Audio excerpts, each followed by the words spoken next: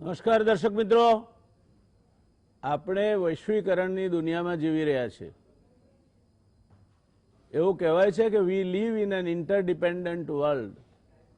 એકબીજા પર આધાર રાખતી વૈશ્વિક વ્યવસ્થાનો આપણે ભાગ છીએ અને એટલે આ દેશમાં બનતી ઘટનાઓની અન્યત્ર અસર થાય અને અન્યત્ર બનતી ઘટનાઓની આ દેશ પર પણ અસર થઈ શકે. આનો આદર્શ ઉદાહરણ જે રીતે વુહાનમાંથી નીકળીને કોવિડ ફેલાયો અને એક પછી એક દેશો એમાં સપડાતા ગયા ત્યાંનું આદર્શ ઉદાહરણ છે. વિશ્વમાં ક્યાંય કોઈ પણ ઘટના ઘટે, આજનો જમાનો એવો છે કે આપણે એનાથી પર રહી શકતા નથી અને એટલે જે લોકો હજુ પણ મૂર્ખાઓના વિશ્વમાં જીવે છે તે એમ માને છે કે આપણે ત્યાં ગમે તે ઘટના ઘટે એ આપણે આપણી જાતને જ જવાબદાર છીએ, દુનિયાને જવાબદાર નથી. તો અંગ્રેજીમાં કહી શકાય કે they are living in a fool's paradise. મૂર્ખાઓના સ્વર્ગમાં જીવતા આવા લોકો માટે માત્ર અનુકંપા જ હોઈ શકે, કારણ કે અજ્ઞાનનો કોઈ ઉપાય હોતો નથી.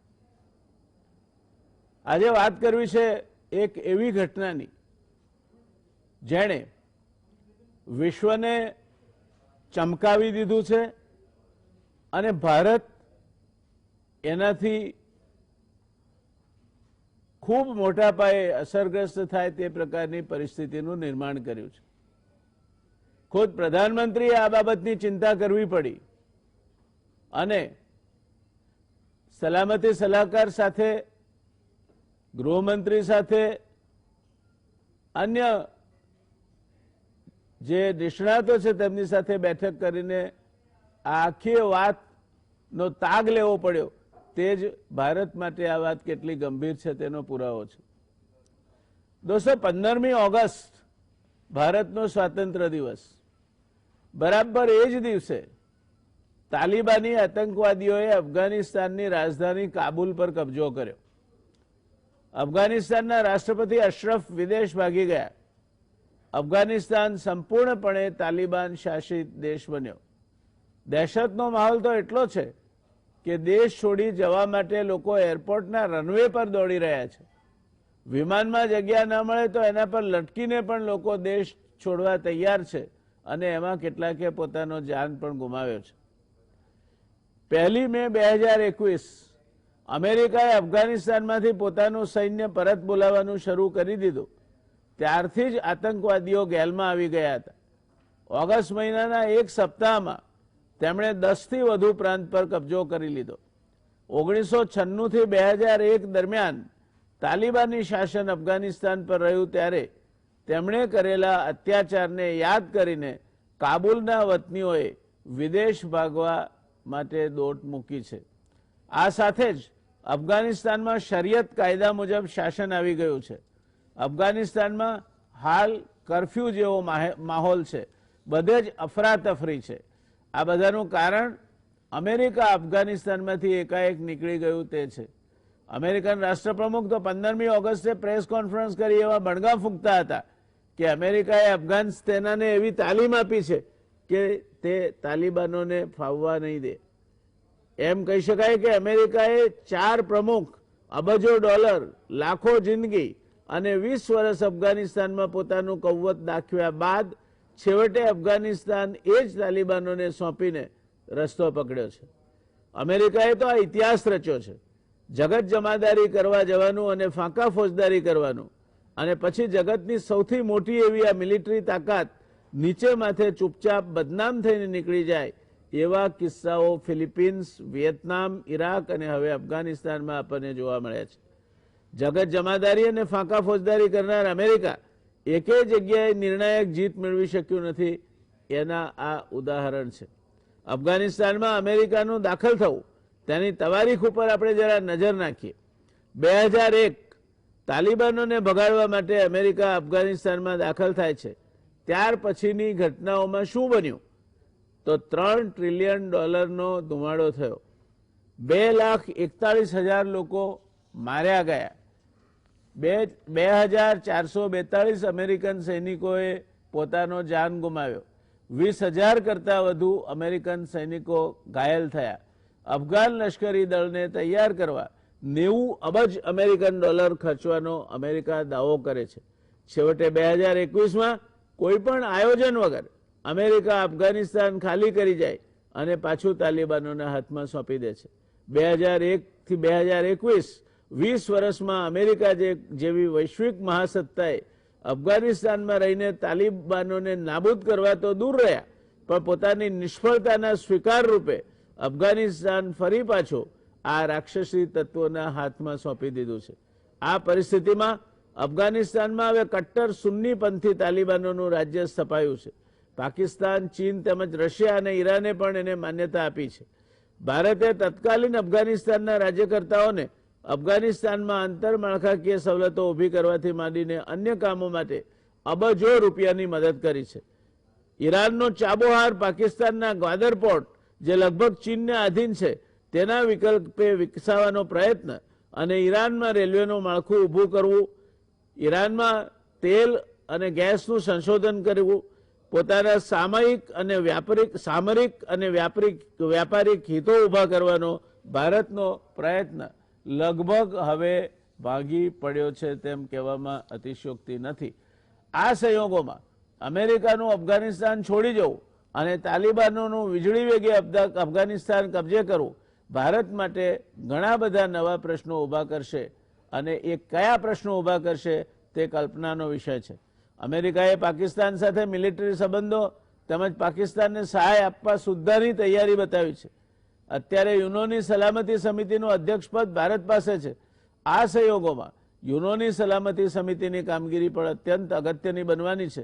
ત્યારે એના અધ્યક્ષ તરીકે ભારત અફઘાનિસ્તાનમાં નવા સ્થપાયેલ તાલિબાની રાજ્ય સાથે કઈ રીતે પનારો પાડશે એ પણ એટલું જ અગત્યનું છે. અફઘાનિસ્તાન અને પાકિસ્તાની એક ધરી થાય, જેને ચીનનો ટેકો મળે તો કાશ્મીર મોરચે કેવી પરિસ્થિતિ સર્જાય એ પણ વિચારણા માંગી લેતો મુદ્દો બનવાનો છે. આ બધા પ્રશ્નોની ચર્ચા આજે ભારતની વિદેશ નીતિ તેમજ ભારતીય હિતોના સંદર્ભમાં કરવાની છે. આ માટે એક વિશિષ્ટ ક્ષમતા પ્રાપ્ત પેનલ આ ચર્ચામાં ભાગ લેવા માટે આપણી પાસે ઉપસ્થિત છે. આ પેનલમાં એમ્બેસેડર ડોક્ટર કેતન શુક્લા, એનએચએલમાંથી ડોક્ટર બન્યા બાદ ઇન્ડિયન ફોરેન સર્વિસમાં જોડાયા, માઇક્રોબાયોલોજી સાથે બીએસસી કર્યું, સંરક્ષણ મંત્રાલયમાં પણ કામગીરી કરી અને એશિયા પેસિફિક સ્ટ્રેટેજિક સ્ટડીઝ હોનોલુલુના તેઓ એલુમની છે. Doctor Amitbhai Dholakia foreign affairs expert છે. મહારાજા સયાજીરાવ યુનિવર્સિટીના એક વિદ્વાન પ્રોફેસર છે. અમિતભાઈ કે કેતનભાઈ બેમાંથી એકેય ગુજરાત સમાચાર ટેલિવિઝનના દર્શકો માટે પરિચયના મોહતાજ નથી. ડોક્ટર આરાધના તલવાર જેએનયુના સેન્ટર ફોર વેસ્ટ એશિયન સ્ટડીઝમાંથી પીએચડી કર્યું છે. સિરિયાની ફોરેન પોલિસી પર આરાધના બેનનો ઊંડો અભ્યાસ છે. મિડલ ઇસ્ટ દેશોના સંબંધો અને વિદેશ નીતિના તેઓ નિષ્ણાત છે. મને લાગે છે કે અફઘાનિસ્તાનમાં તાલિબાનોએ કાબુલ કબજે કર્યા પછીની જે પરિસ્થિતિ બની, અમેરિકા ત્યાંથી વિદાય થઈ ગયું અને ભારતીય હિતો આ સંદર્ભમાં કઈ દિશામાં જશે તેની ચર્ચા કરવા માટે આનાથી વધુ સારી પેનલ આપણને મળી શકી ન હોત. ત્રણેય વિદ્વાન પેનલિસ્ટનો ગુજરાત સમાચાર ટેલિવિઝન વતી અને મારી અંગત હેસિયતથી હું સ્વાગત કરું છું. શરૂઆત કરીશું અમિતભાઈ આપથી. આપ તો એકેડેમિશિયન છો અને એટલે આપનો મત એ એક વિશ્લેષક તરીકેનો મત હશે એમ માનીને આનું ચર્ચાની શરૂઆત કરવા માટે હું આપને વિનંતી કરું છું કે બદલાયેલી પરિસ્થિતિમાં અફઘાનિસ્તાનમાં તાલિબાનોએ પોતાનું શાસન સ્થાપ્યું છે, એની ભારતીય હિતો પર શું અસર થશે?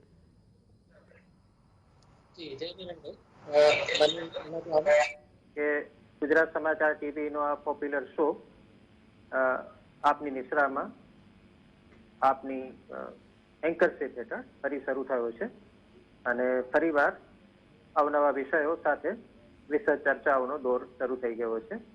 તો આપના પ્રત્યે હું ખૂબ ખૂબ શુભેચ્છા વ્યક્ત કરું છું આ શો શરૂ થયો એ બદલ. હવે આપના પ્રશ્ન તરફ આવીએ. આખી જે ઘટના બની એ પહેલા તો બહુ સ્વિફ્ટલી બની ગઈ, એક અનપેક્ષિત ઝડપથી એ બની ગઈ.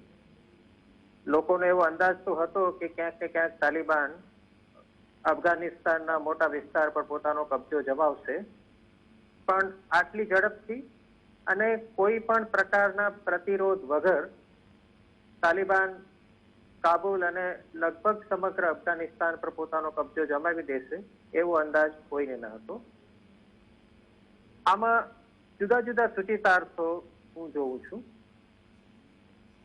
ડિપ્લોમેટિક લેવલે વાત કરીએ કે આંતરરાષ્ટ્રીય સંબંધો પર આની શું અસર પડશે કે ભારત પર આની શું અસર પડશે એની વાત કરીએ એ પહેલા આ આખી જ ઘટનાનો માનવીય સંદર્ભ મને લાગે છે કે આપણે સ્વીકારવો રહ્યો.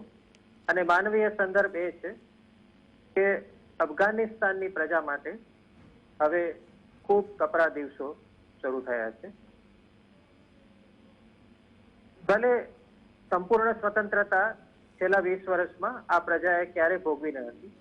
આપણે એવું ન જ કહી શકીએ કે અફઘાનિસ્તાનમાં છેલ્લા 2 દાયકામાં લોકશાહી અથવા તો માનવ અધિકારોનું બહુ વિસ્તરણ થયું હતું, પરંતુ ઠીક પ્રમાણમાં ત્યાંની મહિલાઓ, ત્યાંના યુવાનો આધુનિક બનતા થયા હતા, આધુનિક રીત રસમો સાથે જોડાતા થયા હતા.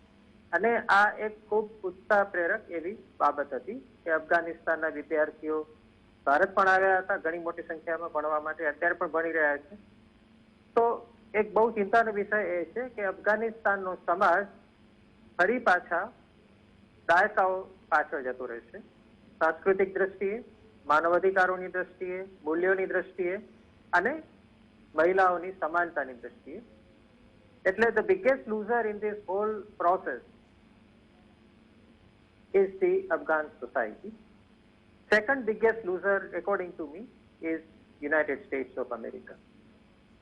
આપણે જેને કહીએ ને કે ગલીમાં જે કોઈ ગોડફાધર થઈને ફરતો હોય, ગલીના બધા જ દુકાનવાળાઓને, લારી ગલ્લાવાળાઓને કહેતો હોય કે હું તમારું રક્ષણ કરીશ, ચિંતા ના કરજો, હું બેઠો છું, મારી પાસે આવી જજો કોઈ પણ તકલીફ પડે ત્યારે.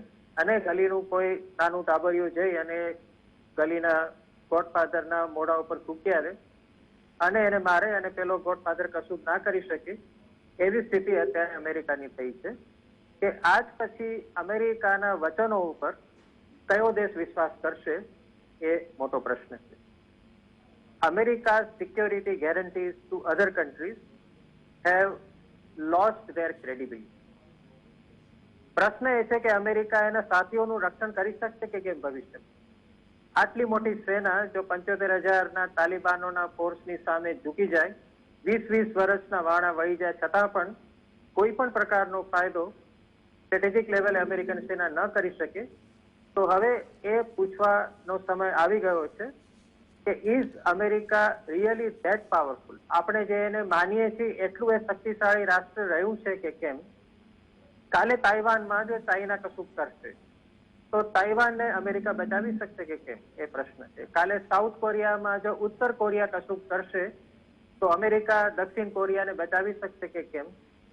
કાલે નેટો કન્ટ્રીઝમાં કઈ પ્રશ્નો ઉભો થયા તો અમેરિકા એ લોકોને બચાવી શકશે કે કેમ? આ બધા જ પ્રશ્નો અત્યારે ઉભા થયા છે. એટલે અમેરિકા માટે સંપૂર્ણપણે આ એક નીતિ જે રહી છેલ્લા 20 વર્ષની એ ઇલ એડવાઇઝ, ફુલિશ અને ટોટલી સેલ્ફ ડિસ્ટ્રક્ટિવ રહી, એવું કહીએ તો ખોટું નથી. America has substantially lost its strategic game, its influence and most importantly its credibility at the global level. આવું બન્યું કેમ એ આપણે પ્રશ્ન પૂછવો જોઈએ કે શા માટે અફઘાનિસ્તાનમાં તાલિબાન ફરી પાછા આટલી સરળતાથી અને વધારે હિંસા કર્યા વગર આવી ગઈ? યુદ્ધ લડાયું, પરંતુ છેલ્લા સ્ટેજમાં લગભગ તમામે સરેન્ડર કરી દીધું. એક પછી એક શહેરોએ સરેન્ડર કરી દીધું અને વાયોલન્સ કાબુલમાં પણ બહુ ઓછા પ્રમાણમાં થયું. એ દર્શાવે છે કે છેલ્લા 20 વર્ષમાં અમેરિકા સમર્પિત સરકારને પ્રજાનું મોટું સમર્થન પ્રાપ્ત નહોતું થયું. બલ્કે જે 4 લાખની આર્મી અમેરિકાએ બનાવી અને ટ્રેન કરી, એની જે બણગા જો બાઇડને ફૂક્યા, એ આર્મી પણ કદાચ અફઘાન સરકારને લોયલ નથી અને એટલા માટે જયારે સમય આવ્યો ત્યારે આર્મીએ સરેન્ડર કરી દીધું કોઈ પણ જાતના લડાઈ વગર. જે તે શહેરોની મ્યુનિસિપાલિટી પણ અને એના જે પદાધિકારીઓ હતા તે અમેરિકા સમર્પિત સરકારના જ એપોઇન્ટીઝ હતા, એમણે પણ કોઈ પણ જાતના પ્રતિરોધ વિરુદ્ધ તાલિબાન સામે સરેન્ડર કરી દીધું. એ બતાવે છે કે કદાચ અફઘાન સરકારની વગ, એની રીત આખા અફઘાનિસ્તાનમાં ક્યારેય પ્રવર્તી જ નથી અને માત્ર ને માત્ર અમેરિકાની લશ્કરની પ્રેઝન્સને કારણે આ સરકાર ટકી રહી હતી. આમાંથી આપણે પદાર્થ પાઠ શું શીખવાનું છે? પદાર્થ પાઠ એ જ શીખવાનો છે કે બાહ્ય લશ્કરી સહાયથી, બાહ્ય લશ્કરી ઇન્ટરવેન્શનથી કોઈ પણ દેશમાં આંતરિક સર્જરી ન કરી શકાય. અને આપે જે નામો દીધા એ તમામ વારંવાર અમેરિકન વિદેશ નીતિની આ નિષ્ફળતાને બહાર લાવે છે કે વિયેતનામમાં એને ઇન્ટરનલ સર્જરી કરવાની કોશિશ કરી, ફેલ ગયું. ઈરાકમાં ફેલ ગયું, અફઘાનિસ્તાનમાં ફેલ ગયું. તો હવે અમેરિકા માટે પોતાની વિદેશ નીતિની દિશા બદલવાનો અને પોતાના વિદેશ નીતિના કોઈક નવા ટૂલ્સ ઉપયોગ કરવાનો સમય આવી ગયો છે. પ્રશ્ન છે કે ભારત માટે આ બધાનું શું ઇમ્પ્લિકેશન? ભારત તો અત્યારે કોઈ જગ્યાએ ફ્રન્ટ રેન્કિંગ સ્ટેટ્સમાં નથી જ્યાં સુધી તાલિબાન અને અફઘાનિસ્તાનનો સવાલ છે. આપણે બીજી કે ત્રીજી શ્રેણીના રાષ્ટ્રોમાં આવીએ છીએ. Pakistan is a very big gainer because of the rise of Taliban power in Kabul. There is no doubt about it. કારણ કે તાલિબાનની ટ્રેનિંગ, તાલિબાનનો મોરલ અને રાજકીય સપોર્ટ બધો જ પાકિસ્તાનમાંથી અને ISI દ્વારા આપવામાં આવતો હતો.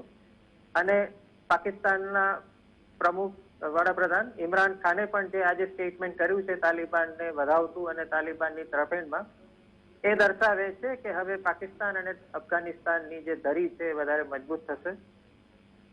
ઈરાન, પાકિસ્તાન અને તાલિબાન જો ત્રણે ભેગા થઈ જશે તો ભારત માટે એક બહુ મોટી સ્ટ્રેટેજિક સમસ્યા પોતાના પડોશમાં ઊભી થશે. અને ચાઇના સીધી રીતે નહીં તો પણ પરોક્ષ રીતે જો એને સપોર્ટ આપશે તો આપણા પડોશમાં, આપણા ઇમિડિયેટ નેબરહુડમાં ભારતને માટે એક બહુ મોટી એવી વ્યૂહાત્મક ચેલેન્જ ઊભી થઈ જશે. અને થઈ ગઈ છે એવું કહીએ તો ખોટું નથી. પ્રશ્ન એટલો જ છે કે હવે ભારતે શું કરવું જોઈએ. તાલિબાનની વિચારધારા, એનું ફંડામેન્ટાલિઝમ, એનું એક્સ્ટ્રીમિઝમ, એ મને લાગે છે કે ભારતની સરકાર માટે હવે મુદ્દો નહીં બને.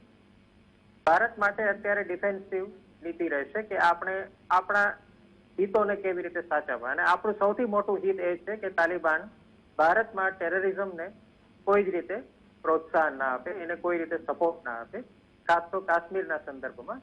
અને ભારત સરકારની અત્યારે જે સૌથી મોટી પ્રાયોરિટી હોવી જોઈએ એ ભારતીય લોકોના હિતો અને ભારતીય લોકોને પાછા બોલાવી લેવા એ તો છે જ. અફઘાનિસ્તાનમાં બજાર કે આર્થિક રીતે કઈ બહુ મોટું હિત નથી આપણું, પરંતુ મિનિમમ જે આપણે એમ કરવું જોઈએ તે એ છે કે પાકિસ્તાન અને તાલિબાન વચ્ચેની જે ધરી છે એ એટલી બધી મજબૂત ન થઈ જાય કે ભારતના જે વ્યૂહાત્મક હિતો છે એના ઉપર અસર કરે. અને બીજું, તાલિબાનને કાશ્મીર અને ભારતની અંદર થઈ રહેલા એ પાકિસ્તાન પ્રેરિત ત્રાસવાદથી કેવી રીતે દૂર રાખવું એ આપણો પ્રશ્ન હોવો જોઈએ. ફંડામેન્ટાલિઝમ એ કદાચ આપણો મોટો પ્રશ્ન વિદેશ નીતિની રીતે નહીં થાય, કારણ કે ઈરાનમાં પણ એટલી જ ફંડામેન્ટાલિસ્ટ સરકાર રાજ્ય કરે છે. અને આપણે ક્યારે પણ, અને ભારતમાં જે ગઈકાલથી લાગેલા છે કેટલાક તત્વો, એમણે ક્યારે ઈરાનના ફંડામેન્ટાલિઝમનો વિરોધ નથી કર્યો. સાઉદી અરેબિયામાં પણ શરિયા લોઝ જ ચાલે છે. સાઉદી અરેબિયામાં પણ જાહેરમાં ખૂબ જ ક્રૂર પ્રકારની સજાઓ અપાય છે. ક્યારે ભારતમાં એની ચર્ચા નથી થઈ. એટલે ભારતની વિદેશ નીતિને ક્યારે ફંડામેન્ટાલિઝમની પ્રેક્ટિસની સાથે બહુ મોટો વાંધો રહ્યો હોય એવું આપણે ન કહી શકીએ, પરંતુ ભારતે પોતાના હિતોને પ્રાયોરિટી આપવી જોઈએ એવું મને લાગે છે. जय नारायण भाई. धन्यवाद. आराधना जी, आपकी ओर रुख करूंगा कि जिस तरह की परिस्थिति पैदा हुई है, एक एक्सिस बनती दिखाई दे रही है, पाकिस्तान, चीन, ईरान और शायद रशिया भी. अब ये एक्सिस की जो गतिविधियां होगी और इनकी वजह से जो परिस्थितियां खड़ी होगी, इसकी भारतीय संरक्षण व्यवस्था और हमारी सरहद पे जो नए पड़कार खड़े होंगे, इसका आकलन क्या है आपका? बहुत बहुत शुक्रिया व्यास जी और GSTV का कि उन्होंने मुझे मौका दिया मैं इस डिस्कशन का हिस्सा बन सकी. व्यास जी, जैसा आपका प्रश्न है, आपने एक एक्सिस बताया है, पाकिस्तान, चाइना, रशिया और ईरान, और कुछ अब ये भी कह रहे हैं टर्की की इन्वॉल्वमेंट. अब मैं दर्शकों को ये बताना चाहूंगी कि पहले तो ये एक्सेस इसलिए है क्योंकि ये नेबरिंग कंट्रीज हैं अफगानिस्तान की। रशिया, चाइना सब बॉर्डर स्टेट्स हैं। उस साइड चाइना हो गया, पाकिस्तान जो अफगानिस्तान के आसपास है, और इंडिया भी एक बॉर्डर शेयर करता है अफगानिस्तान से। अब हम देखें ये एक्सेस बन रहा है क्योंकि ये जो एक एक कंट्री है, इनकी अपने अपने geostrategic, political and economic reasons हैं अफगानिस्तान में इन्वॉल्व होना और अफगानिस्तान के साथ टॉक्स इनिशिएट करना। तो मैं आपके प्रश्न का जवाब दो हिस्सों में देना चाहूंगी। पहले मैं दर्शकों को ये बताना चाहूंगी ये एक्सेस है क्या। जैसे हम सब जानते हैं कि पाकिस्तान, जैसे प्रोफेसर अमित जी ने भी यही कहा है कि Pakistan is a clear winner, there is no denial. ये पूरा जो इस वक्त डेवलपमेंट हुआ है, थोड़ा सा अगर हम हिस्ट्री में जाएं तो पाकिस्तान की जो टेरिटरी है वो नोन है, इन्होंने शेल्टर किए हैं वहां के मिलिशियाज, वहां के ग्रुप्स, वहां के फाइटर्स।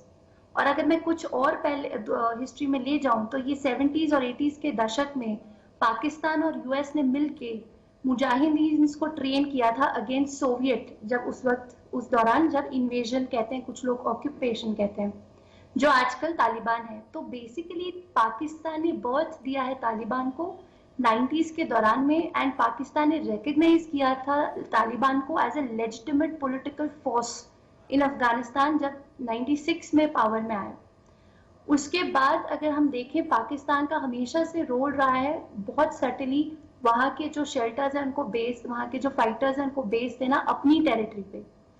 अब ये क्या होता है, सिर्फ तालिबान ही, उससे एसोसिएटेड ग्रुप अल-कायदा ले लीजिए, एलईटी ले लीजिए, जैश ए मोहम्मद ले लीजिए, ये सारे एसोसिएटेड ग्रुप्स हैं जो ट्रेनिंग और बेस रखते हैं अपना अफगानिस्तान में। अब मैं दर्शकों को कुछ और भी कहना चाहूंगी। डुरंड लाइन है जो पाकिस्तान और अफगानिस्तान को सेपरेट करती है, और उस लाइन के आसपास है ट्राइबल क्लैंस और कम्युनिटीज जो पॉपुलेट करती हैं वो एरियाज को। तो ज्यादा बेस तालिबान का Waziristan, north and south Waziristan, Balochistan का कैपिटल है जो क्वेटा, उस फाटा बोलते हैं उसको, जो वो एरिया है बॉर्डर एरिया पे, वहां बहुत बहुत डोमिनेटेड हैं ये फाइटर ग्रुप्स जो तालिबान के।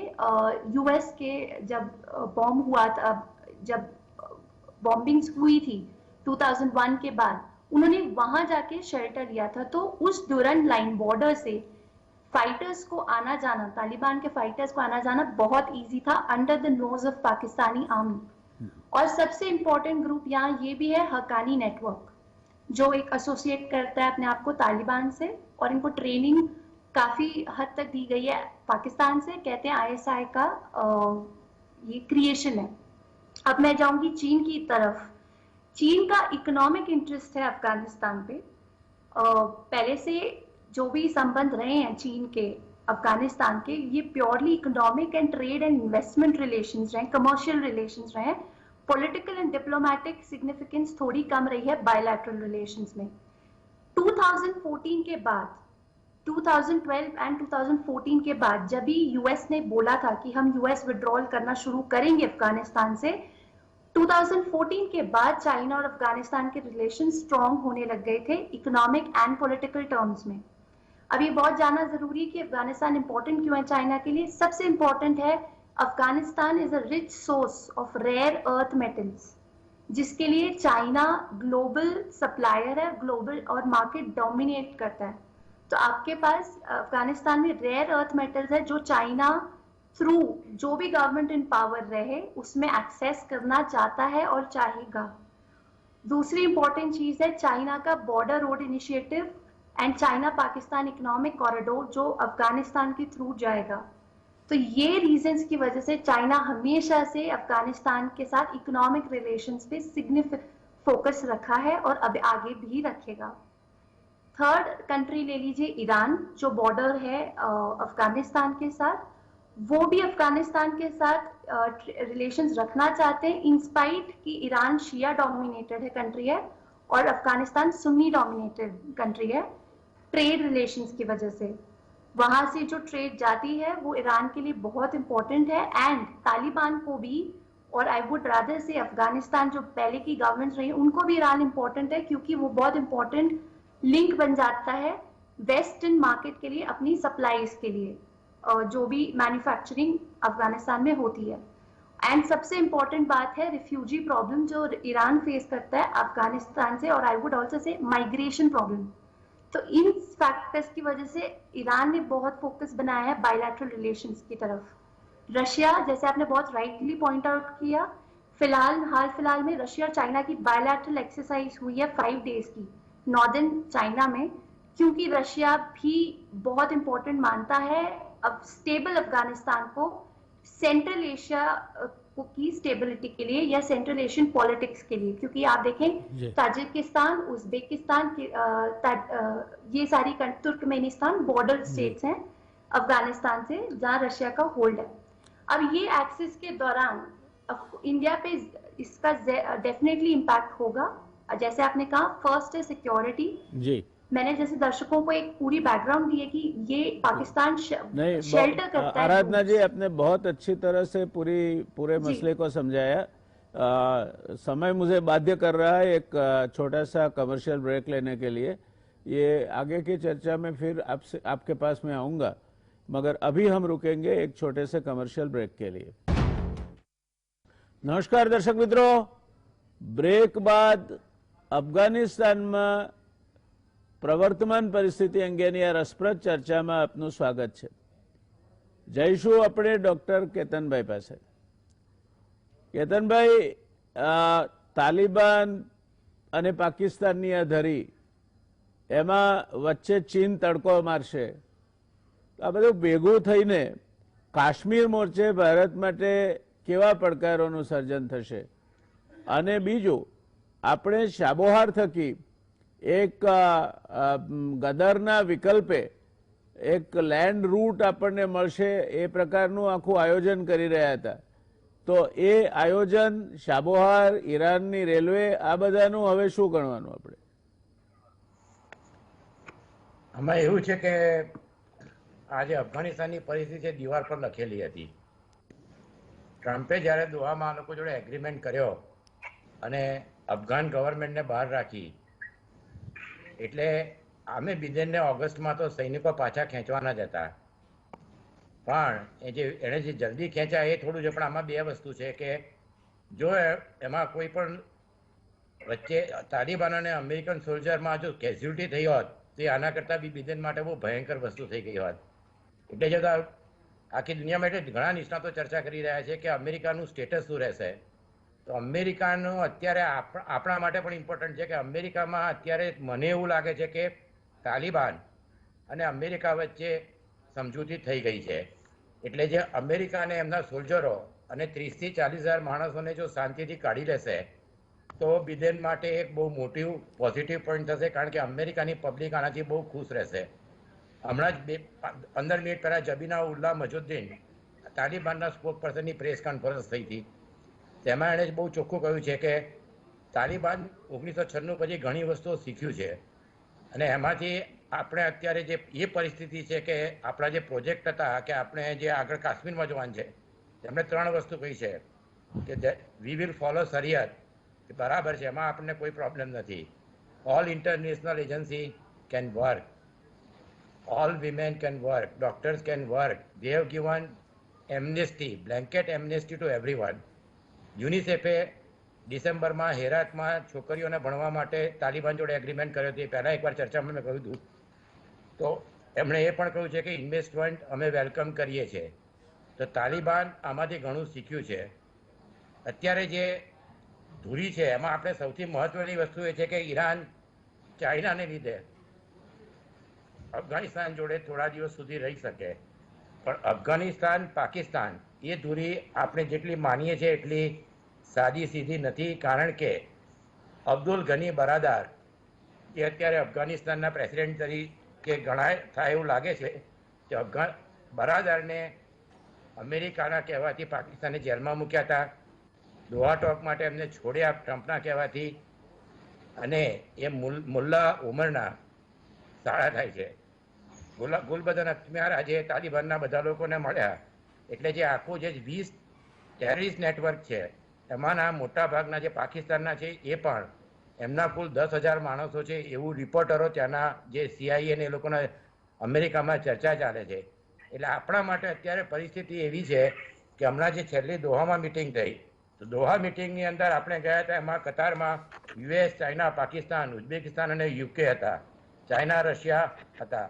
જ્યારે આપણે પહેલા ઓપનિંગ સેશન પછી જર્મની, નોર્વે અને તજકિસ્તાન, ઉઝબેકિસ્તાન સાથે હતા. એ પહેલા ચાઇના સાથે ઓલરેડી જુલાઈમાં તાલિબાનની મિટિંગ થઈ ચૂકી છે, રશિયા સાથે થઈ ચૂકી છે. એટલે અત્યારે એક વસ્તુ બહુ ક્લિયર છે કે પાકિસ્તાન, ચાઇના, રશિયા એ એક સાથે રહેશે. અને એ પરિસ્થિતિમાં આપણે હવે આમાં જે અમિતભાઈએ કહ્યું કે અમેરિકાના ભરોસે રહેવું કે ના રહેવું, તો અમેરિકાના ભરોસે જર્મની અને જાપાન તરી ગયા. પણ અફઘાનિસ્તાનનો જે ઇતિહાસ કહે છે, it is known as graveyard of empire. એમાં બહુ ઓછા રાજાઓ રાજ્ય કર્યું છે. એક તો આપણે ચંદ્રગુપ્ત મૌર્યને દહેજમાં મળ્યું હતું, અકબરથી શાહજહાં સુધી, કંદારનો જ્યાં સુધી કબજો તો શાહજહાએ કંદાર ગુમાવ્યું. અકબરે એકવાર જહાંગીરને જેલમાં પૂરી દીધો હતો કે પેશાવરથી પાછો કેમ આવ્યો, તું ત્યાં જ બેસી રહે. અને ઔરંગઝેબે જે કાબુલ ગુમાવ્યું. એટલે અફઘાનિસ્તાન જે કહેવાય કે ફલક્રમ ઓફ યુરેશિયા કહેવાય. હવે આમાં ખાલી આપણે જ પ્રોબ્લેમ નથી. આપણે અત્યારે આની અંદર આ પરિસ્થિતિમાં આપણું ઇન્વેસ્ટમેન્ટ, આપણે $3 બિલિયન અફઘાનિસ્તાનના ખર્ચા છે. 1000 સ્કોલરશીપ આપી હતી. જારાંજ ડેલામ રોડ જે આપણે કહ્યું, અને જે એ પ્રોજેક્ટ હવે જે 400 કિલોમીટરનો છે કે જાબાર પોર્ટ છે, એ હવે આપણે થોડા દિવસ માટે ભૂલી જવું જોઈએ. 16,000 અફઘાન સ્ટુડન્ટ અહીંયા ભણે છે. આપણે કોમ્યુનિટી પ્રોજેક્ટ કર્યા છે. ત્યાં આગળ આપણે પાર્લામેન્ટ બનાવી હતી. આપણે ટોટલ 25,000 કરોડનું ઇન્વેસ્ટમેન્ટ કર્યું છે.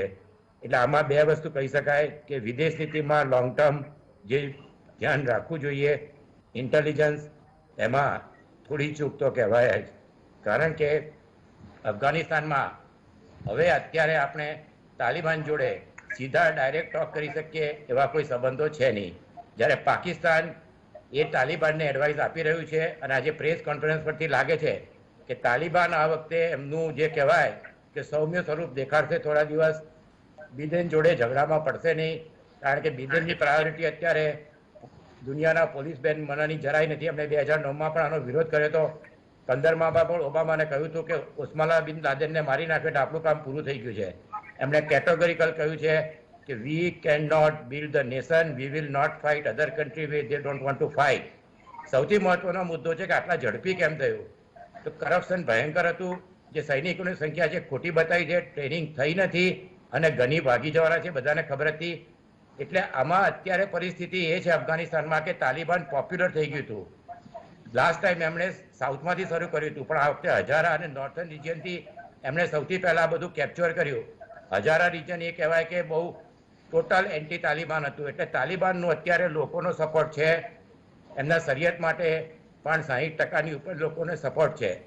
અને જે મોટાભાગની જે બધી વાતો થાય છે, પણ હિજાબ પહેરવાથી તો પેરિસમાં સરઘસ કાઢે છે, બ્રિટનમાં સરઘસ કાઢે છે. એટલે મને એવું લાગે છે કે જો એ છોકરીઓને ભણવા દેશે, એ લોકોને જોબ કરવા દેશે, અને જો પોલીસવાળા પણ આજે ટ્રાફિક પોલીસ એ લોકોએ મૂકી દીધી છે, એટલે લોકોને એવું લાગે છે કે કાબુલમાં જે પહેલાં હતું એના કરતાં સિક્યોરિટી સારી છે, લાસ્ટ ટાઈમ ક્રાઇમ ઓછા હતા.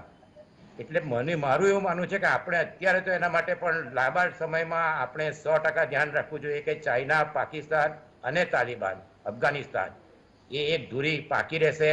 આપણે બધા જ જે કહેવાય કે you cannot put all egg in one basket. આપણે અમેરિકા સેન્ટ્રિક પોલિસી ટ્રમ્પની જોડે જોડે ચલાવી છે. ટ્રમ્પ હાથ મૂકીને જતા રહ્યા, બિડેન પાછા ખેંચવાના હતા, નક્કી હતું. આપણા માટે અત્યારે પરિસ્થિતિ છે, આપણા માટે અમેરિકા શું કરશે? તો અમેરિકા નાટોમાં એની કોઈ શાક થોડી હમણાં ઘટશે, પણ તાઇવાન, સાઉથ કોરિયા ત્યાં અથવા તો બીજા કોઈ કન્ટ્રીમાં અમેરિકાનો જે લશ્કરી કે ઇકોનોમિક પાવર છે એ રહેશે. યુક્રેનમાં બધાએ જોયું કે રશિયા માટે કોઈ લડવા માટે યુરોપિયન યુનિયન કે અમેરિકા ના આવ્યું, પણ સાઉથ કોરિયા છે, તાઇવાન છે. બિડેનની પ્રાયોરિટી ઇકોનોમી છે. એમણે $5 ટ્રિલિયન પેકેજ પાસ કરાય છે, બીજા 3 ટ્રિલિયન કરવાની તૈયારીમાં છે. એટલે એમને હવે આ બધા જે આવા ફાલતુ ખર્ચા અને એ છે એની બહુ એટલી બધી એ નથી. માનવ અધિકારનો જે પ્રશ્ન છે અત્યારે થોડા દિવસ ચાલશે, પણ મને એવું લાગે છે કે તાલિબાનવાળા અમેરિકાના લશ્કરને અને 30,000 થી 40,000 લોકોને જવા દેશે. હાલમાં આપણી પરિસ્થિતિ એ છે, આપણે વેઇટ એન્ડ વોચ કરવું જોઈએ.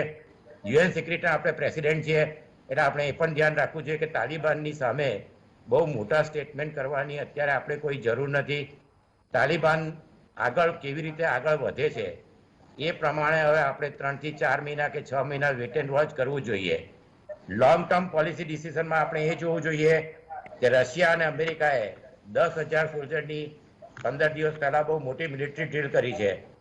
ઓગસ્ટ 5 થી 10 રશિયા, તજકિસ્તાન અને ઉઝબેકિસ્તાને પણ મિલિટરી એક્સરસાઇઝ કરી છે.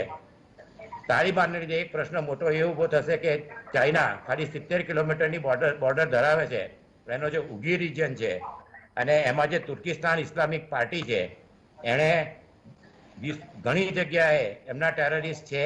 સિરિયામાં પણ એમણે મહત્વનો ભાગ ભજવ્યો છે. એટલે ચાઇનાનો જે ઇકોનોમિક ઇન્ટરેસ્ટ છે કે કોપર માઇન્સ છે, રેર અર્થ મેટલ છે, થેલિડિયમ છે, તો એની અંદર ચાઇના લોન આપશે, એમના પ્રોજેક્ટો ચલાવશે, પણ ચાઇના તાલિબાન પર નજર રાખશે. અને સાથે સાથે રશિયા પણ એમને પણ એમના ચેચેનિયાને બધા જે પ્રોબ્લેમ છે એને માટે એમણે ખૂબ જ સજાગ રહેવું પડશે. એટલે આપણી પાસે આમાં 3 વસ્તુ છે. એક તો અમેરિકા આપણને સપોર્ટ કરશે, એટલે અમેરિકા પાસેથી જે યુદ્ધનું જે આપણે કહેવાય કે નાટો ટાઈપનું એલાયન્સ થાય તો કરવું જોઈએ. રશિયા સજાગ રહેશે, એટલે એમને તાલિબાનમાં એમણે એમ્બેસી ખાલી રશિયાએ ચાલુ રાખી છે. ચાઇનાના ઇન્ટરેસ્ટ ઇકોનોમિક વધારે છે અને એ લોકોનો જે બેલ્ટ રોડ ઇનિશિયેટિવ છે એ હવે ખૂબ જ સારી રીતે આગળ વધશે. બ્રેઝનેવ પણ રશિયામાં એટલા માટે ગયા હતા કે સેન્ટ્રલ એશિયામાં ગેસ ને એ બધું છે એને લીધે, અને જે અફઘાનિસ્તાનના મિનરલ સોર્સિસ છે, તો એને માટે આ ખૂબ જ અગત્યનું છે કે ઇકોનોમિક ઇન્ટરેસ્ટ અગત્યના છે. રશિયા માટે પોલિટિકલી અગત્યનું છે. એમણે કહ્યું કે અમે ગયા ત્યારે 3 વર્ષ લાગ્યા હતા, બિનને 3 દિવસ પણ ના લાગ્યા. એટલે પુટિન માટે એક જે કહેવાય કે ટેમ્પરરી પણ એક બહુ મોટી જીત છે. એટલે આની અંદર અત્યારે એવું છે કે આપણે તો શાંતિથી જોવું જોઈએ. એમ્બેસીમાં ખુલી શકે ધીમે ધીમે, તો જેમ બને એમ જલ્દી એને રેકોગ્નાઇઝ કર્યા વગર પણ આપણે ઘણીવાર ઓફિસ ખોલી શકતા હોય છે, એ ખોલવું જોઈએ. એમને આપણે રેકોગ્નાઇઝ કરીએ પહેલાં આપણે યુરોપ અને અમેરિકાનું ધ્યાન રાખવું પડશે. એટલે આમાં જે કહેવાય કે ખૂબ જ સાવચેતીથી ભારતે આગળ વધવું પડશે. $3 બિલિયન તો ડૂબી ગયા, અને આપણે જે કંઈ જે કહેવાય કે આગળ ઉપર ખૂબ જ ઉત્સાહથી આગળ વધવું ના જોઈએ, સાવચેત રહેવું જોઈએ. અને કોઈ પણ પ્રોજેક્ટો મોટા મોટા ઈરાન કે અફઘાનિસ્તાનમાં ખૂબ જ ધ્યાન રાખીને આગળ વધવું જોઈએ.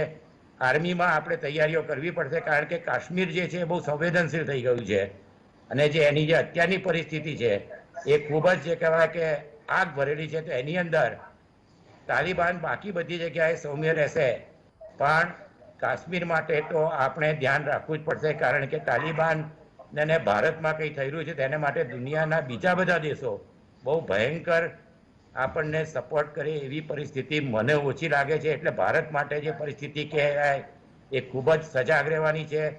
દૂરી ચોક્કસ રહેશે. અફઘાનિસ્તાન, પાકિસ્તાન, રશિયા અને ચાઇના. ઈરાન ચાઇનાને લીધે સપોર્ટ કરશે, પણ એ લોકોને મજારે શરીફની એ બાજુ ઘણા પ્રોબ્લેમ છે, એટલે એટલા. અને બીજું અગત્યની વસ્તુ એ છે કે આજે જે તાલિબાન છે અને તુર્કિસ્તાન ઇસ્લામિક પાર્ટીની બધા જે ઓર્ગેનાઇઝેશન છે, મિડલ ઇસ્ટમાં ખૂબ જ ગંભીર પરિસ્થિતિ રહેશે, કારણ કે ત્યાંના જે બધા કિંગડમ છે અને જો તાલિબાન 2-3 વર્ષ સારી રીતે રાજ કરી જશે તો ત્યાં પણ ભયંકર અસ્થિરતા આવશે. એ અમેરિકા માટે એક બહુ ચિંતાની વિષય થશે આગળ જતા. એટલે આમ જોવા જઈએ તો તાલિબાન આગલા 6 મહિનામાં શું કરે છે, 3 મહિનામાં શું કરે છે, એના ઉપર બધું ડિપેન્ડ કરે છે. પણ આપણે માટે આમાં કોઈ જગ્યાએ ક્યાંય કોઈ ફાયદો દેખાતો નથી. આપણે હાઈ ટેબલ પર ડિસ્કશનમાં છીએ નહીં, એટલે આપણે હવે શાંતિ રાખવી જોઈએ, મોટા મોટા સ્ટેટમેન્ટો કરવાના જોઈએ. અને અગત્યની વસ્તુ એ છે કે આપણે જે કહીએ આવકારીએ છીએ, આપણે અફઘાનિસ્તાનમાંથી બધાને ઇન્ડિયનને આવકારીએ છીએ. એટલે આપણી જે ઇમેજ છે, કારણ કે આ બધી વસ્તુઓ આગળ જતા અમેરિકામાં ડેમોક્રેટિક પાર્ટી છે, પાકિસ્તાન તરફી રહી છે, પાકિસ્તાનનો રોલ વધતો જશે, એ લોકોને ઇકોનોમિક એડ મળશે. એટલે આપણે બધી બાજુથી ખૂબ જ ધ્યાન રાખીને, આપણે જે શરૂઆતમાં કહું કે મોટા કશું બણગા ફૂંક્યા વગર કે એ કર્યા વગર, જે કહેવાય કે આપણે માટે પરિસ્થિતિ થોડી ગંભીર છે. એક તો ચાઇના બોર્ડરમાં ડોકલામ અને દીપસાન ખાલી નથી થયું. એટલે આપણે એક જે કહેવાય કે બહુ એક ફેમસ અંગ્રેજી પિક્ચર છે કે જેની અંદર ટોમ હેન્ક્સ કરતો હતો કામ. એને કહ્યું હતું, એના સીઆઈમાં ફિલિપ હોફમેન અને ટોમ હેન્ક્સમેન, કે what has happen, they are back, crazy have started to flooding in Kandahar like toilet dead and they are back. એટલે આજે કહેવાય કે they are back and they are back with like a very bad situation. તો આપણે આમાં બહુ સાવચેતી, આપણા આર્મી, આપણી ઇન્ટેલિજન્સ, વિદેશ નીતિ દરેકે ખૂબ જ સાવધાનીપૂર્વક અને બેલેન્સ રીતે વર્તવું પડશે. जी धन्यवाद। आराधना जी, फिर से आपकी ओर रुख करूंगा। जो केतन भाई ने बताया कि हमें बहुत चुस्त मुस्तैदी से काम करना पड़ेगा, आज तक की भारत की विदेश नीति को देखते हुए क्या लगता है आपको? क्या केतन भाई ने बोला वो अपेक्षाएं और वो अपेक्षाओं पे भारत की विदेश नीति खरी उतरेगी? क्या लगता है आपको? जी, मैं ये जरूर बताना चाहूंगी कि इंडिया की सबसे ज्यादा सॉफ्ट पावर डिप्लोमेसी अफगानिस्तान में रही है। अफगानिस्तान एक बेस्ट एग्जाम्पल है इंडिया की सॉफ्ट पावर डिप्लोमेसी का। हम अगर इतिहास देखें तो इंडिया और अफगानिस्तान के रिलेशंस बहुत स्ट्रांग रहे हैं, and specially people to people connect. तो जो पीपल टू पीपल कनेक्ट है, ये सबसे इम्पोर्टेंट पार्ट रहा है अफगानिस्तान और इंडिया का बायलैटरल रिलेशंस का। अब जैसे डॉक्टर केतन एंड अमित जी ने पूरा इलैबोरेट किया, मैं भी ये कहना चाहूंगी कि इंडिया की जो इन्वेस्टमेंट्स हैं बहुत ज्यादा है अफगानिस्तान में, right from power, hydro power projects to road infrastructure, rail, यहाँ तक कि India 5th largest globally investor है और रीजन में सबसे ज्यादा डोनर है, डोनेशन है और इन्वेस्टमेंट है इंडिया की। सबसे बहुत अच्छा एग्जाम्पल मैं दर्शकों को बताना चाहूंगी कि अफगानिस्तान की पार्लियामेंट इंडिया की गुडविल जेस्चर है, इंडिया ने बनाई है, इन्वेस्ट की है $90 मिलियन की।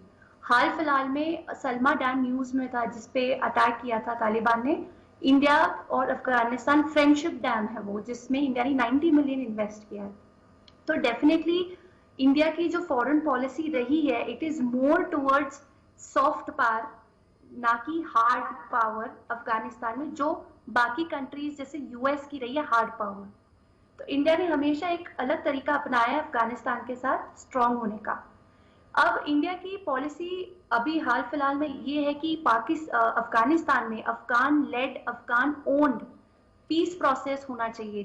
दैट मीन्स कि पॉलिटिकल प्रोसेस और नेगोशिएशन सेटलमेंट इंक्लूसिव होना चाहिए, जिसमें माइनॉरिटीज भी हो, विमेन भी हो। जैसे अमित जी ने बताया कि विमेन कितनी अफेक्टेड हैं और human rights is a question.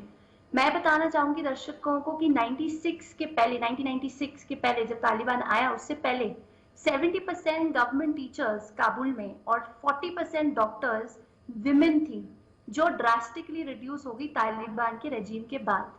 तो ये पूरा देखते हुए इंडिया की पॉलिसी हमेशा से पीस रही है, peace process Afghan led. I am sorry, मैं आपको डिस्टर्ब कर रहा हूँ बीच में। मेरा पूछने का मतलब अफगानिस्तान रिलेटेड भारतीय विदेश नीति नहीं था। मैं आपसे पूछना चाहता था, जो केतन भाई ने बोला कि हमें चाइना, पाकिस्तान, ईरान और रशिया, ये सबको मिला के, और यूरोप और अमेरिका, ये सबको देखते हुए, चूंकि हम सिक्योरिटी काउंसिल का अध्यक्ष पद कर रहे हैं, हमें बहुत सावधानी बरतनी होगी और बहुत सोच समझ के काम लेना होगा। अब भारत की विदेश नीति आप देख रहे हैं 7 साल से, क्या भारत की विदेश नीति इस अपेक्षाओं पे खरी उतरेगी? ये मेरा प्रश्न था आपको।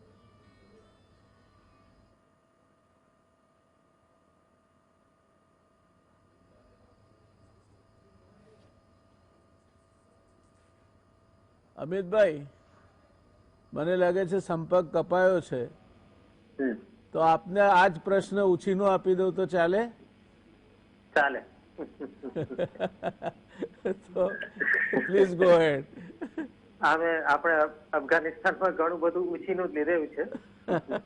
સોવિયત સંઘે જયારે આક્રમણ કર્યું ત્યારે પણ આપણે ઉછીના બધી જવાબદારીઓ લીધી. અમેરિકા ગયું ત્યારે પણ આપણે ઉછીની જવાબદારીઓ લીધી. આપણું ઓરિજિનલ કહીએ એવું અફઘાનિસ્તાનમાં આપણું ઓછું રહ્યું. આપણે સબસિડિયરી એક્ટર જ રહ્યા, સોવિયત સંઘના સબસિડિયરી એક્ટર રહ્યા 1980ના દાયકામાં, અને ત્યારબાદ અમેરિકાના સબસિડિયરી એક્ટર રહ્યા. ભારત માટે અપેક્ષાઓ ભલે આપણે રાખીએ સૈદ્ધાંતિક દ્રષ્ટિએ કે આમ કરવું જોઈએ તેમ કરવું જોઈએ, પરંતુ અત્યારે નહીં ત્યાં સોફ્ટ પાવર ચાલે નહીં ત્યાં હાર્ડ પાવર ચાલે. મેં કહ્યું ને, we are a marginal actor now. હવે આપણે ત્યાં કોઈ સીધી રીતે આપણો કોઈ પ્રભાવ નથી. આપણને કોઈ સીધી રીતે તાલિબાન આપણી વાતને ગણકારવાનું નથી. આ એક બહુ કરુણ વાસ્તવિકતા આપણે સ્વીકારવી રહી. that we are going to be a marginal actor as far as Afghanistan is concerned. આપણું મિનિમાલિસ્ટિક હવે અપ્રોચ રહેવો જોઈએ. આપણા જે મિનિમમ ગોલ્સ છે, મેં જે કહ્યું એ પ્રમાણે કાશ્મીર, ત્રાસવાદ અને પાકિસ્તાન અને તાલિબાન વચ્ચે બહુ એકદમ સીધી સાંઠગાંઠ ઊભી ના થાય એ રહેવું જોઈએ.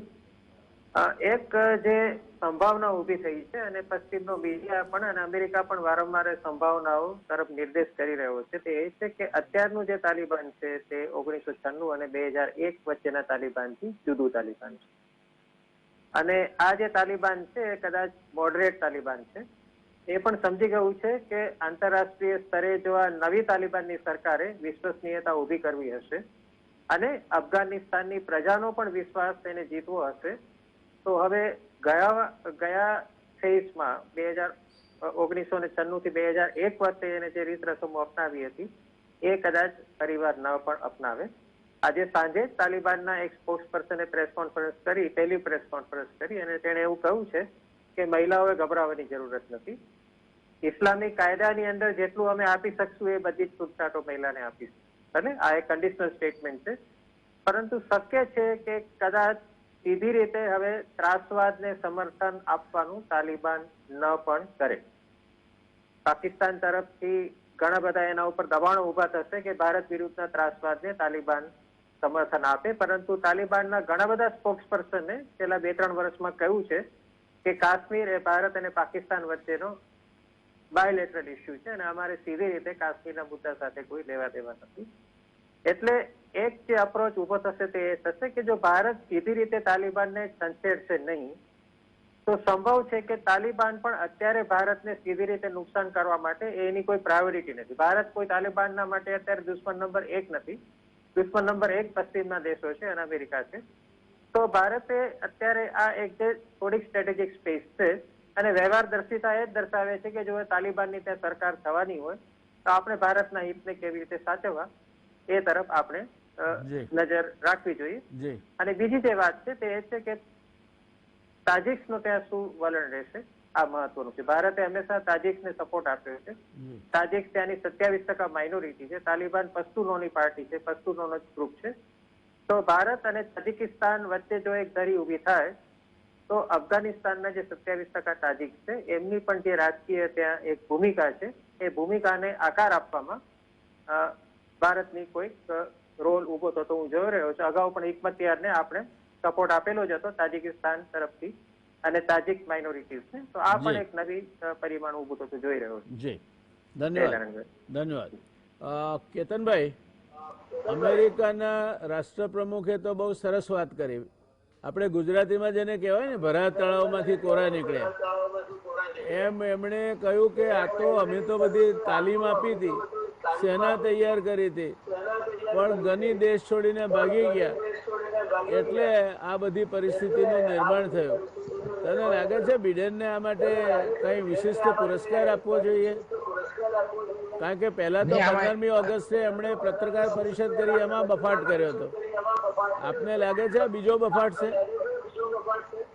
નહીં, આમાં એવું થયું છે કે તાલિબાન નામ આવ્યું છે ને તાલીમ પરથી આવ્યું છે. જે પાકિસ્તાનમાં આ લોકોને બધાને તાલીમ આપતા હતા એના પરથી આ તાલિબાન નામ આવ્યું છે. બિડેનને બફાટ નથી કર્યો. બિડેનને પ્રોબ્લેમ એ થયો કે ઘનીને એમણે 2 વાર અમેરિકા બોલાયો. પહેલી વાર ઘનીએ કહ્યું કે અમે લડીશું, બીજી વાર એને કહ્યું કે બધાને બહાર કાઢી લઉં કે અમારો કોલેપ્સ થઈ જશે. એટલે ઇન્ટેલિજન્સ ફેલ્યોર છે જ, એસેસમેન્ટ ખોટું થઈ ગયું છે. પણ તાલિબાનને આશા નથી કે આટલા જલ્દી એ કાબુલમાં આવી જશે. અને આમાં એક જે અમિતભાઈએ કહ્યું કે હથિયાર એ બહુ ઊંચી વસ્તુ છે. એમણે રશિયા પાસેથી પૈસા લીધા હતા, પાકિસ્તાન અમેરિકા પાસેથી લીધા હતા, પાકિસ્તાનના સપોર્ટર છે. એટલે અત્યારે આપણે તો જે કહેવાય કે સોફ્ટ પાવર, તો આવી સિચ્યુએશનમાં એનો કોઈ અર્થ જ નથી રહેતો. પીપલ ટુ પીપલ આપણા કોન્ટેક્ટ આખી દુનિયામાં સારા છે, બધાના સારા હોય છે. અત્યારે આપણે હાર્ડકોર ડિપ્લોમસીમાં એ જોવું જોઈએ કે 6 મહિના તાલિબાન કેવી રીતે આગળ વધે છે તજકિસ્તાન એટલે કોઈ પણ કન્ટ્રી સાથે આપણે હાલમાં તાલિબાનની અગેન્સ્ટ કશું જ કરવાની જરૂર નથી. આપણે ખાલી વેઇટ એન્ડ વોચ કોશિયસલી. એનાથી એક ફાયદો એ થશે કે આપણને આગળ તાલિબાન કેવી રીતે વધે છે, જે ખરાબ કરશે તો આપણને ફાયદો છે, નહીં કરે તો આપણે તાલિબાનને પણ જેમના જે મિનિસ્ટર છે એમના એમપી જેમને ટ્રેનિંગ માટે બોલાવી શકીએ. કારણ કે તાલિબાન આ વખતે સૌમ્ય સ્વરૂપ બતાવશે એવું મારું 100% માનવું છે. એમણે બધી કસ્ટમ યુનિયન કવર કરી છે, એટલે ઇકોનોમી કંટ્રોલ રહેશે, ચાઇના લીડ આપશે, અમેરિકા પૈસા આપશે. એટલે તાલિબાનને જે કહેવાય કે જે પ્રેસિડેન્ટ હાઉસમાં આપણે પાર્ટી જોઈ હતી, એમને હવે ખબર પડી ગઈ છે કે સત્તાના પાવરમાં શાંતિથી કેવી રીતે સારી રીતે રહી શકે. વિમેન માટે પણ સારું છે. એમણે કહી દીધું છે કે દરેક જણ કાળજી કહ્યું, મેં જિયાઉદ્દીન મુઝાની જે પ્રેસ કોન્ફરન્સ થઈ એ લોકોએ ત્યાં સુધી કહ્યું છે કે we will not allow our territory to use for terrorism for any country. એટલે અત્યારે તો મને એવું લાગે છે કે 5-6 મહિના તો તાલિબાનનો જે આખો માસ છે, મુખોટા, એ બહુ સારું રહેવાનું છે. પછી આગળ ઉપર આપણે એમની ચાલ શું છે એ જોઈએ એટલે ખ્યાલ આવશે. પણ તાલિબાન હાલમાં ઇન્ડિયાની વિરુદ્ધ કશું કરશે નહીં, પણ આપણે 100% એ ભરોસામાં ના રહેવું જોઈએ. 6-8 મહિના પછી કંઈ પણ થઈ શકે, પણ એમાં પણ આપણે રિએક્શન ભયંકર આપ્યા વગર એને કેવી રીતે રોકી શકાય, એને કંટ્રોલ કરી શકાય. અને એમાં એક જે કહેવાય કે આઉટરાઇટ તાલિબાનની સામે કરવાની જરૂર નહીં, પણ જે આવા છમકલા થાય તો એને શાંતિથી કંટ્રોલ કરવા જોઈએ. લોંગ ટર્મ પોલિસી આપણે 6 મહિના, 12 મહિના અને 3 વર્ષથી 5 વર્ષની બનાવવી જોઈએ. That is the only solution. હાલના તબક્કે આપણે હાર્ડ પાવર કે soft power running out of time, અને મારે 2 મિનિટ છેલ્લે આરાધનાજીને આપવી છે, કારણ કે એમનું કનેક્શન વચ્ચે કપાઈ ગયું હતું. આરાધનાજી, last 2 minutes for you, summing up the Afghan situation in India, क्या मानती है आप?